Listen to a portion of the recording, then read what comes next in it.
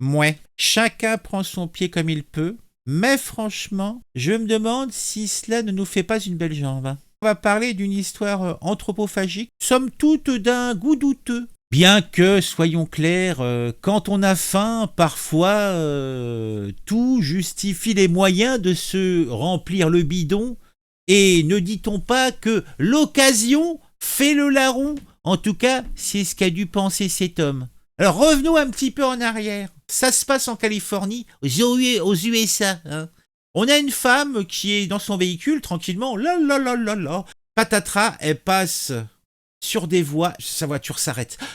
Impossible d'ouvrir les portes. Et là, tu as la locomotive qui arrive, qui percute le véhicule. Alors, une tête d'un côté, un bras de l'autre, une jambe de l'autre. Et c'est justement cette jambe qui nous intéresse, puisque non loin de là, quelques minutes plus tard, on a des policiers qui ont intercepté un bonhomme qui se baladait tranquille le chat avec la jambe de la dame en train de la boulouter. Oui, oui, il la manipulait, il jouait avec, il la portait près à sa bouche et puis il était en train de se faire un petit frichti à la cool. Oui, comme ça, pas de souci. Bon, autant dire que tout cela est horrible, hein, des images sont horribles, et c'est clair que cela peut heurter la sensibilité des plus sensibles. Oui, oui, oui, oui, oui. Alors le gars, il est pas vieux, il a 27 ans, il a chopé la jambe et il s'est cassé. Donc là, vous voyez le poste avec la vidéo, bon, bien sûr floutée, hein. On n'est pas des sauvages, hein. On veut pas vous offusquer. Moi, je vous le dis, hein. J'ai d'autres petits plaisirs à vous faire découvrir. Donc on est parti, petite introduction. On va parler de quoi? On va parler de carte bleue, donc de transhumanisme. On va parler peut-être de pompons. Oui, on va parler de pompons. Et on va parler d'un dernier sujet. Mais chut, je ne vous dis rien, vous allez découvrir.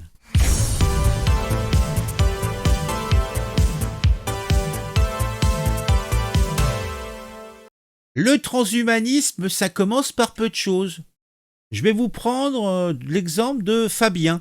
Fabien est brestois, il est passionné de nouvelles technologies et il a décidé de se faire implanter la puce de sa carte bancaire dans le dos de sa main gauche en décembre 2022. Depuis, il vit une expérience d'humain augmenté et peut payer ses achats en passant simplement sa main sur le terminal de paiement. Moi, je prends mon téléphone et je fais la même chose, mais bon, après chacun sa façon de voir, hein. Son truc à lui, donc, c'est faire clic-clic. Donc, quand il va à la supérette, clic-clic. C'est amusant. C'est une expérience d'humain augmenté plutôt sympathique. Puisque comme ça, il peut payer ses achats en passant sa main comme ça sur le terminal de paiement. Donc, son implant, fabriqué par la société Walletmore, lui a coûté, eh bien, la somme de 120 euros. Oui, oui, oui, 120 euros. Il s'est fait opérer par un professionnel pour une centaine d'euros supplémentaires. Donc, le transhumanisme commence à partir de 220 euros. Maintenant, vous le savez, le patron du café du centre-ville de Brest, où Fabien a l'habitude de venir, est impressionné. Ce n'est pas un magicien, il paie vraiment. Fabien, quant à lui, est convaincu que cette technologie ne présente aucun risque ou danger pour la santé. C'est une petite incision, il y a un point de suture et il n'y a pas d'impact. Je ne mets pas ma vie en danger. Fabien n'est pas le seul à avoir adopté cette technologie en Europe. Environ 500 personnes seraient dotées de même dispositif. Et il ne compte pas s'arrêter là. Il souhaite maintenant se faire implanter des aimants au bout des doigts pour sentir les champs magnétiques. Ah, ça sera un sens en plus, explique-t-il. Mais que se passe-t-il si la puce tombe en panne ou si Fabien se fait voler sa main? Pas de panique, il a prévu le coup. J'ai une carte bancaire de secours au cas où. En attendant, Fabien profite de sa nouvelle vie d'humain augmenté et de la curiosité qu'il suscite chez les gens qu'il croise. C'est marrant de voir les réactions des gens quand je paie avec ma main. Certains sont intrigués, d'autres ont peur. Mais moi, je trouve ça génial. Eh ben dis donc, c'est beau quand même le progrès, hein. Une sexagénaire amoureuse des animaux a cru bien faire en portant secours à une petite boule piquante immobile trouvée au bord de la route.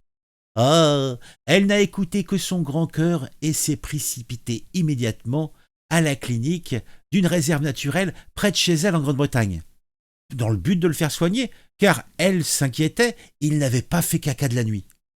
Suivant à la lettre les conseils utiles pour secourir le petit animal, la bienfaitrice installe donc la petite bête dans un carton qu'elle garde dans un endroit sombre et chaud.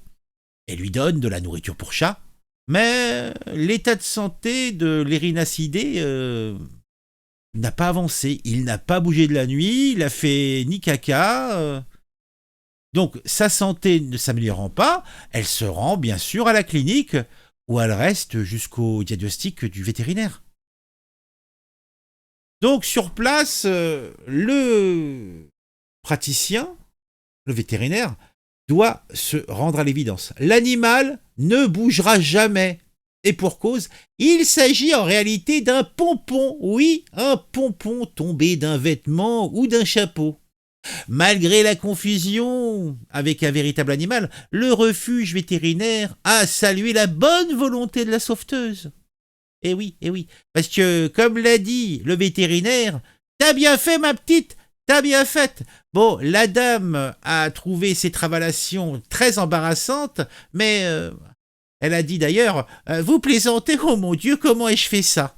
Mais bon, malgré la confusion, la dame au bon cœur a eu le bon réflexe en tentant de secourir cet hérisson. Lorsque le mammifère, qui ne sort que la nuit, est aperçu la journée, ce n'est généralement pas bon signe. En tout cas, le vétérinaire rappelle combien il est important de les placer dans une boîte, près d'une source de chaleur. Et il ne faut pas hésiter à demander l'aide des vétérinaires locaux. Eh oui, rien que ça. Et dis donc. Dans une rue de Rome, un gouffre géant s'est formé dans la nuit, engloutissant non pas une, mais deux voitures en stationnement. Heureusement, aucune personne n'a été blessée. Les passants ont assisté à la scène incroyable et ça s'est passé dans le quartier de Quadraro. Pour ceux qui connaissent, c'est au sud-est de Rome. La rue a été bien sûr bouclée, ça va sans dire, et les autorités ont commencé à enquêter en se gratouillant un petit peu le visage pour découvrir les causes de cet effondrement somme toute assez spectaculaire. Mais que s'est-il donc réellement passé ? Après enquête, selon les experts, Rome est construite sur un réseau complexe de cavités, comme qui dirait comme Paris. Donc des cavités bien sûr souterraines. Il n'est pas rare que des tunnels s'effondrent, créant ainsi des gouffres géants. En fait, les voitures qui ont été englouties ne sont pas les premières à avoir subi ce sort. En effet, en 2018, plusieurs véhicules ont déjà été inspirés par le fond. Oui, vers le fond à proximité d'un chantier dans un autre quartier de Rome. D'ailleurs, en février 2024, deux véhicules se sont retrouvés au fond d'un cratère, mais cette fois-ci à Naples, à Napoli. Mais ne vous inquiétez pas, cher touriste, Rome n'est pas sur le point de s'effondrer complètement. Les autorités locales prennent des mesures pour renforcer les rues et les bâtiments, et pour cartographier les cavités souterraines. En attendant, si vous entendez un bruit étrange sous vos pieds, ne vous inquiétez pas, c'est peut-être juste une cavité souterraine qui gronde. D'ailleurs, à titre personnel, moi, j'ai vécu ça. Bon, pas à Paris, c'était à Nogent, je travaillais à Nogent-sur-Marne, donc en région parisienne. Et dans la rue principale, il y a un trou grand comme deux bagnoles qui s'était ouvert. Il y avait un trou dans le sol, et une partie d'un immeuble s'était effondrée. Ouais, ça, oui.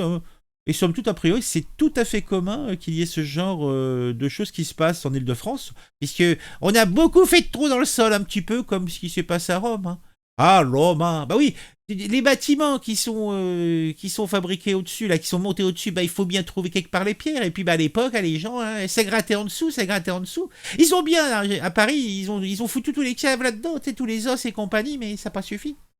Bon, allez. Quelle histoire.